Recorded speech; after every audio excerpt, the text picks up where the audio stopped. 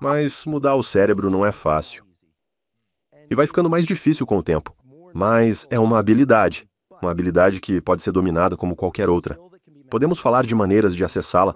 Eu já falei disso em vários episódios do podcast. Sabe quando dizemos, tem que estar alerta, tem que estar focado? Ok, você precisa estar alerta para focar. E aí entra num processo de aprendizado e vai parecer difícil, é desafiador. E acontece que o desafio, o atrito do aprender, os próprios erros, são os sinais que avisam ao sistema de aprendizado que ele deve mudar, certo?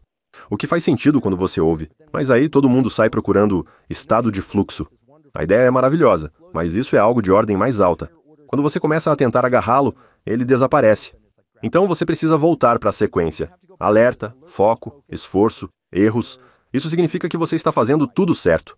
Então, toda vez que você tem um pensamento cínico e pensa, lá vem de novo. Na verdade, vou parecer que estou pagando de amigo de famoso, mas ele é um amigo próximo. Passei algumas semanas com ele neste verão, como sempre faço.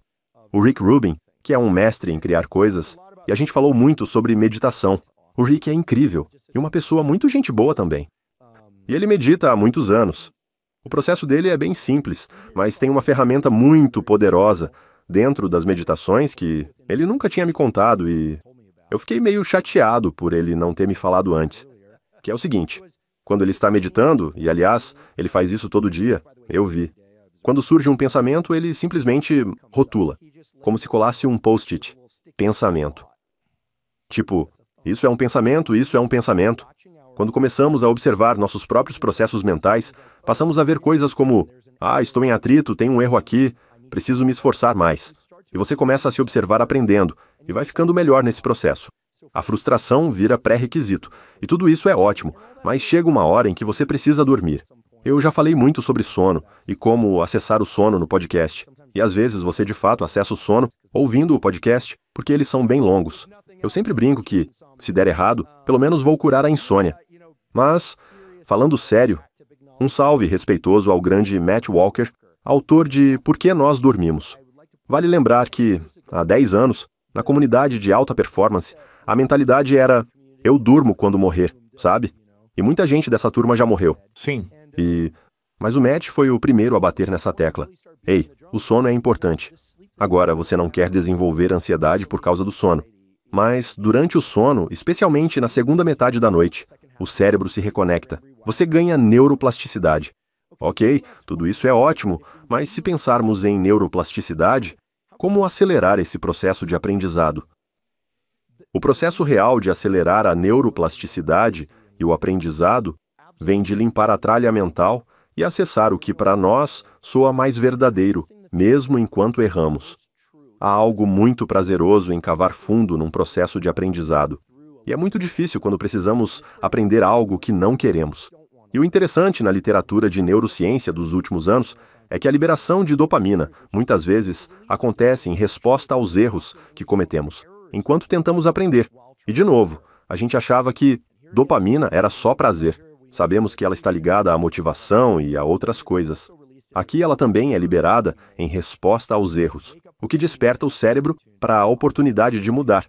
E eu e o Rick estávamos... E ele não me deu permissão para falar disso, mas vou falar mesmo assim. É curioso.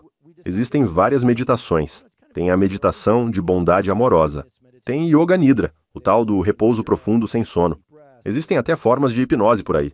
Mas não seria incrível se pudéssemos colocar o cérebro em estados específicos para fazer o que queremos fazer? Esse é meu verdadeiro desejo e o meu foco de trabalho para o próximo ano, mais ou menos. E eu nem acho que isso seja meditação, mas a prática que eu incentivo vocês a testarem é bem breve. Hoje somos bombardeados por conteúdo o tempo todo. Basicamente, andamos por aí com mini TVs na mão, o tempo todo. A gente fica assistindo e depois pensa, não sei por que não consigo focar. Ora, você está vendo TV o tempo inteiro, né? E os nossos cérebros são muito dependentes de contexto. Pense assim, em certos estados mentais, sua mente e seu foco são como uma esfera sobre uma superfície plana. Se você inclina a superfície, ela pode rolar para qualquer lugar. À medida que você foca mais, imagine pequenas cavidades nessa superfície, e a esfera pode cair em qualquer uma delas. O que todo mundo busca é que essa esfera caia num sulco profundo, e fique ali o tempo que quisermos, e depois saia. Mas, normalmente é o contrário. ou porque alguma coisa externa agarrou nossas emoções, ou porque, você sabe, estamos chateados com algo e por aí vai. E é muito difícil fazer essa esfera descer para o suco daquilo que sabemos que precisamos fazer. Então eu desenvolvi para mim uma prática em que eu reconheço isso. Eu reconheço que o mundo é barulhento e que meu cérebro é barulhento. E hoje eu tenho uma prática de 1 a 3 minutos. E acredite, eu roteirizei e gravei num áudio no celular. Acredito que quando fazemos com a nossa própria voz, e eu encorajo todos a gravarem com a própria voz, é mais poderoso do que ouvir a voz de outra pessoa. Afinal, é a sua voz, e eu recomendo fortemente gravar 3 ou 4 áudios. No primeiro, você diz para si mesmo: tem muito ruído na minha cabeça, tem muito ruído no mundo, e eu vou tomar distância desse ruído. Para mim, a visualização é uma. Posso compartilhar, mas a sua pode ser outra. Eu imagino o ruído se afastando cada vez mais. Eu sigo reconhecendo que estou no mundo e que as coisas estão acontecendo, mas é como ondas que vão se distanciando. Depois de uns 3 minutos, eu mudo para outro áudio que parece meio louco, mas, pelo que eu sei do cérebro, nem é tanto. Um roteiro de 1 a 3 minutos sobre foco, que, basicamente, reconhece que o foco deriva o tempo todo até entrarmos em estado de fluxo, que o foco é um processo de redirecionar a atenção, redirecionar. Eu entrevistei o Alex Honnold no podcast, o cara que a gente ficou apavorado de ver escalar o El Capitan sem corda, provavelmente mais do que ele mesmo. Impressionante. Aquele filme é uma loucura. A gente sabe que ele sobrevive, desde a primeira cena, e ainda assim é apavorante. Sim. Mas, naquele estado, ele tem tanta coisa para ancorar a mente que duvido que esteja espantando a falta de foco. Para a maioria de nós, como não é questão de vida ou morte, é preciso reconhecer que estamos o tempo todo afastando distrações e precisamos refocar. As pesquisas mostram que pessoas com grande habilidade em entrar em estado de fluxo conseguem ativar com força o chamado circuito de inibição do cérebro. Dentro dos gânglios da base, que envolvem diferentes áreas cerebrais, existem 2 caminhos principais: o de execução, responsável por gerar movimentos ou pensamentos, e o de bloqueio, voltado a frear ou impedir certos movimentos ou pensamentos. Estados de fluxo são acessados principalmente pela via de bloqueio. Então, quanto mais você sai do cinismo mental e redireciona, por exemplo, para a curiosidade, mais você engaja a via de bloqueio, não vá por aí, vá por lá. Esse segundo roteirinho curto é o que uso para visualizar o foco. E às vezes eu penso na escalada do Alex como o ápice de um exemplo de foco. E aí eu parto para algo que realmente preciso fazer. E isso pode soar bobo ou engessado, mas vou te dizer o que é bobo de verdade. É aquela voz na cabeça dizendo: você devia fazer isso. Agora tem que fazer isso. Opa, chegou uma mensagem. Aí, 3 horas depois, você está meio cansado e precisa almoçar. E depois fica meio cansado porque almoçou. E quando vê, a coisa não saiu. Então estou falando de investir de 1 a 3 minutos para tomar distância do ruído. Um roteiro de 1 a 3 minutos para reconhecer o processo de foco e entrar nele, e então fazer a coisa. Isso conecta com a procrastinação. A gente costuma adiar justamente aquilo que dá para evitar, até virar um prazo apertado e preocupante. Esses passos são necessários para a flexibilidade mental, mas o essencial mesmo acontece quando você conclui o que estava fazendo, quando leva, até o fim, seu esforço concentrado naquilo que é mais importante para você. Em algum momento mais tarde, no mesmo dia, você precisa refletir sobre o que aconteceu naquele bloco de trabalho. Isso é muito importante.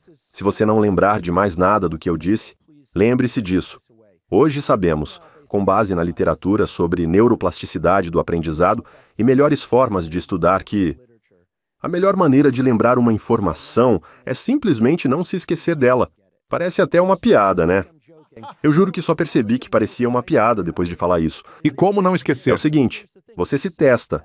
Todo aprendizado funciona como anti-esquecimento. E eu sei que parece jogo de palavras, mas aqui está o experimento já repetido várias vezes. Eu te dou um texto para ler 4 vezes, ou 1 vez ou 2. E, em alguns casos, peço que você se teste mentalmente por alguns minutos, mais tarde no mesmo dia. Depois eu espero de 3 a 6 meses e volto para te testar no conteúdo.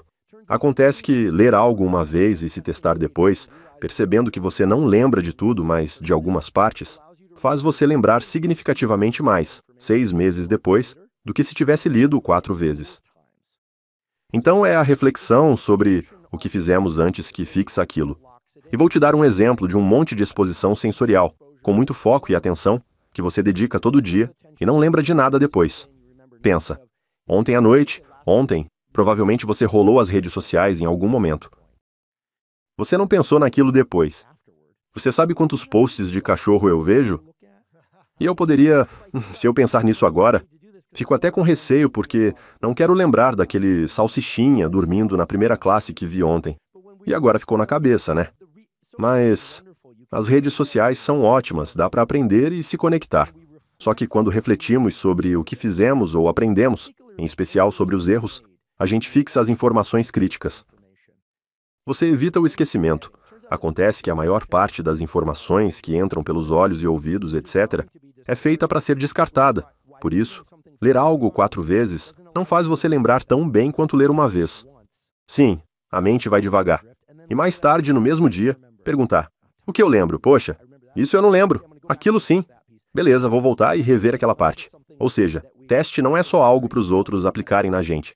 É se testar no conhecimento ou na habilidade. Pode ser física, musical, pode ser interação relacional. Quantas pessoas, depois de uma terapia de casal, saem para caminhar sozinhas e pensam: tá, o que eu realmente aprendi ali? Sabe? E talvez seja por isso que eu deva fazer mais disso. Vai saber. Mas o ponto é que a gente não faz isso. Tendemos a achar que a experiência foi a experiência, que o aprendizado foi o aprendizado. E dá para aprender muito mais rápido. Dá para aprender de forma muito mais duradoura. E há um caso terrível na vida em que sabemos que isso funciona, trauma, e coisas em que não queremos pensar depois. Rever mais tarde é crucial. Então, se isso não acontece automaticamente, como muitas vezes acontece, você precisa fazer por conta própria. E aí vem o quarto, digamos, roteiro de 1 a 3 minutos que me lembra disso. Diz algo como: Andrew, os dados já mostram isso.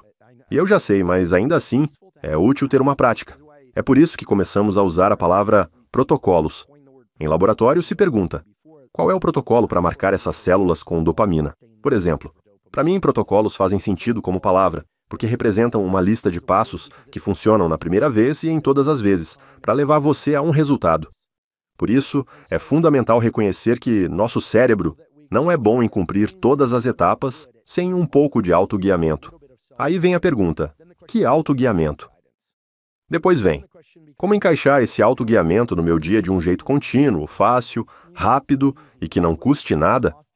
E eu estou dando alguns exemplos disso. É simplesmente o que tenho feito e achei muito útil. A neuroplasticidade existe ao longo de toda a vida, mas, reconhecendo a realidade, hoje em dia é mais difícil para eu aprender do que nos meus 20 e poucos anos. Só que, com essas práticas, não acho que seja tão mais difícil assim. E todos os dados mostram que nosso cérebro é plástico por toda a vida. Então eu incentivo você a encarar isso não como meditações. A palavra que me vem é ativações. A ideia é colocar o cérebro em estados específicos, menos ruído mental e mais foco no segundo caso. Depois você faz a coisa, seja lá qual for. E então entra num estado de reflexão para realmente consolidar a plasticidade, que você vai experimentar naquela noite ou nas noites seguintes, durante o sono. Basicamente é isso. Que você não planeja, você entrega. Se você não definir suas intenções pela manhã, seu dia e suas finanças são sequestrados por outros.